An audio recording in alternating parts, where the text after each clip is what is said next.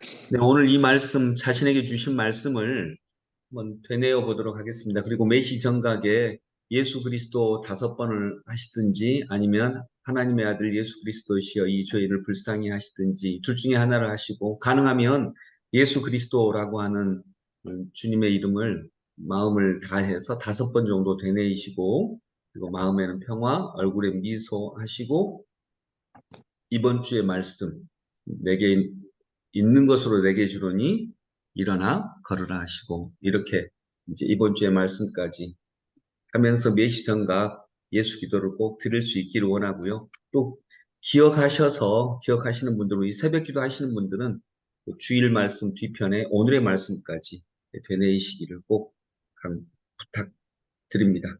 이건 뭐 제가 부탁하는 게 아니고요.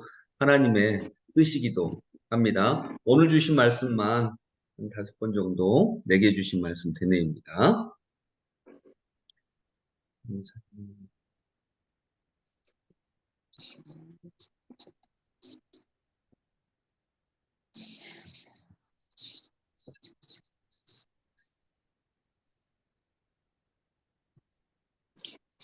네, 오늘 저는 여러 말씀이 들어왔지만 특별히 예레미야가 기도하면서 이 백성이 지은 죄가 뭐냐, 사람이 자기 운명의 주인이 아니라는 것을 알지 못했기 때문이다. 그것이 자신들의 죄였다. 그것 때문에 우리가 징벌을 받는다. 이제 나는 그것을 깨달았습니다. 깨달았으니 우리에게 징벌을 주시지만 완전히 멸망시키지는 말아 주십시오라고 부탁하는 23절의 말씀입니다. 여러분, 제가 설교 중에 한 번 한 얘기지만 여러분은 왜 여자로 태어나셨습니까? 또는 왜 남자로 태어나셨습니까? 라고 말하면 세상 사람들은 그게 무슨 말이냐고 얘기합니다. 내가 태어나고 싶어서 태어났냐? 그걸 내가 어떻게 선택을 했냐? 이렇게 얘기합니다. 그러니까 이제 이걸 내가 선택하지 않았다라고 생각했기 때문에 이제 피해갈 길이 있게 되는 것입니다. 그리고 자신의 사명도 알지 못하는 거죠. 또 제가 여러분에게 물어본다면 왜 이 시대에 태어났습니까? 조선시대에 태어날 수도 있었는데 왜 한국에서 태어났습니까? 미국에서 태어났다면 그 어려운 영어도 따로 안 배우고 좋았을 텐데 왜 당신들은 다 당신들의 부모님의 자녀로 태어났습니까? 예를 들어 이건희 회장의 자녀로 태어났다면 또 미국 대통령의 자녀로 태어났다면 그러면 다 달라졌을 텐데 그러면 거의 대부분은 말도 안 되는 소리를 하고 있다고 할 것입니다. 그것을 내가 결정했냐? 태어나 보니 그렇게 태어난 것을 나보고 어떻게 하라는 소리냐? 이렇게 얘기를 할 것입니다. 여러분, 만약 내가 남자였다면 또는 여자였다면 내가 사는 삶은 지금과 똑같았을까요? 아마 많이 달랐을 겁니다. 만약 내가 지금 미국의 갑부집의 자녀로 태어났다면 상상만 해도 엄청 좋으시죠? 너무 좋아서 말도 못하잖아요. 그러니까 이제 이런 걸 말도 못하게 좋아한다. 이제 이런 거죠. 예. 근데 만일 또 아주 가난한, 너무나도 가난해서 먹을 거 하나 없는 아프리카의 빈민국의 아주 가난한 집에 거의 원시인처럼 살아가는 그런 집의 자녀로 태어났다면 내 삶은 지금과 똑같았을까요? 아마도 그렇지 않았을 것입니다. 아주 다른 삶을 살았을 가능성이 훨씬 높을 것입니다. 이렇게 내 삶에 엄청난 영향을 미치는 것이 다 내가 결정한 것이 아닙니다. 내가 결정한 부분은 이미 결정된 한도 내에서 아주 작은 부분일 뿐입니다. 그래서 내가 내 삶의 주인이 아니라고 얘기하는 것입니다. 주인이 따로 있다라고 하는 이야기입니다. 주어진 조건을 인정하고 영접하면서 그런 조건을 주신 하나님의 뜻을 따라 내게 주신 사명을 붙잡고 살아가는 것, 이것이 우리에게 주어진 삶입니다. 나는 나의 일을 하고 당신은 당신의 일을 하고 하나님은 하나님의 일을 해 가시면서 우리의 삶과 세상은 하나님의 나라를 향해 조금씩 조금씩 나아가며 조금씩 조금씩 아름다운 곳으로 나아가는 것입니다.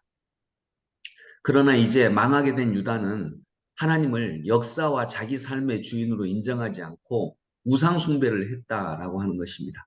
또 자기가 가지고 있는 것을 자랑했습니다. 또 자기가 가지고 있는 것을 불평했습니다. 어, 9절의 말씀에 나오거든, 9장의 말씀, 9장 23절에 나오거든요. 자기의 지혜를 자랑하지 말아라. 용사는 자기의 힘을 자랑하지 말아라. 부자는 자기의 재산을 자랑하지 말아라. 근데 이걸 자랑했다는 거죠. 하나님이 주신 게, 하나님이 주신 것이고, 하나님이 주신 것은 내가 자랑할 게 아닌데. 또 어떤 사람은요, 나의 가난, 내가 어떤 아주 가난한 집에 태어난 거, 내가 어떤 좀 부족한 형편을 가지고 태어난 걸 또 불평하고 원망합니다. 그건 역시 내 책임이 아닙니다. 여러분, 내가 가지고 태어난 것은 나의 자랑거리도 될 것이 아니지만 나의 책임도 아닙니다. 거기서 우리는 나의 사명이 나오는 거죠. 그걸 통해서 내가 어떤 사명을 받았는지를 알게 되는 것이죠. 그리고 그 일을 해 나가는 것이 인생입니다. 그래서 하나님이 주인이십니다. 나를 결정하는, 나의 삶을 결정하는 너무나 중요한 것들을 내가 결정하지 않았습니다. 그래서 내가 주인이 아니라는 거죠. 그러면 내가 주인이 아니니까 나는 종이냐? 그 말이 아닙니다. 나는 사명자다 이 말입니다. 내가 종이라는 말이 아니고요. 나는 사명자다. 나는 명령을 받은 사람이다. 라고 하는 것이 하나님이 주인이시다라고 하는 말씀의 뜻입니다. 즉, 이 말은요, 내가 하나님이 아니라는 것입니다. 하나님은 이 세상에 존재하시는데 내가 하나님이 아니다. 즉, 나는 한계를 가지고 정해진 조건 안에서 이 사명을 붙잡고 나아가는 사람이다. 라고 하는 것입니다. 그래서 누구든지 사명이 있고요. 누구든지 자기 삶에서 조금씩 조금씩 내 삶의 형편들을 아름답게 만들 사명이 있습니다. 그것이 나의 삶입니다. 또 그 모든 그리스도인들이 함께 각각의 자리에서 그렇게 살아가는 것이 우리의 역사가 되는 것입니다. 여러분, 인간은 23절의 말씀처럼 사람이 자기 운명의 주인이 아니라는 것을 제가 이제 깨달았습니다. 자기 운명의 주인이 아니기에 이제 멸망의 순간, 유다가 완전히 멸망이 결정된 것 같은 이런 순간에도 예레미야는 완전히 포기하지 않습니다. 왜냐하면 운명의 주인이 내가 아니니까요. 내 힘으로는 도저히 이 형편을 이겨낼 것 같지 않습니다. 그런데 내가 주인이 아니니까, 내가 결정권자가 아니니까 희망을 갖습니다. 희망을 가질 수 있습니다. 그래서 기도합니다. 24절에 주님 형벌로 주님의 백성을 채찍질하여 주시되 주님의 진노대로 하지 마시고 너그럽게 다스려 주십시오. 그러니까 희망을 다시 품을 수 있다는 건 역시 내가 주인이 아니기 때문입니다. 말씀을 정리하면서 사랑하는 성도 여러분, 여러분이 자기 운명의 주인이 아닙니다. 이 말은 나는 종이고 나는 아무 권력도 없고 이 말이 아닙니다. 나는 사명자다라고 하는 것입니다. 나의 형편, 나의 처지를 붙잡고 내가 이 상황 속에서 내가 할 일을 해 나갈 때 그것이 나의 삶이 되고 그런 그리스도인들이 모여서 이루는 것이 우리의 역사가 되는 것입니다. 근데 우리가 죄인이라는 건 뭐냐면 우리가 부잣집 자녀로 태어나지 않은 것만 원망하고 불평합니다. 이게 죄인입니다. 그렇다면 똑같이 우리가 굉장히 어렵고 힘든 가난한 집에 자녀로 태어나지 않은 것도 감사해야죠. 그런데 감사는 없고 불평과 원망만 있거든요. 이것이 죄인이라는 것이겠죠.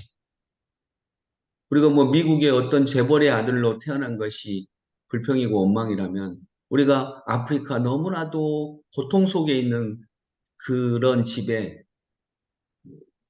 지금도 일본에 18명이 죽어가는데 아이만 해서 18명이 먹을 것이 없어 전 세계에서 일본에 18명이 죽거든요.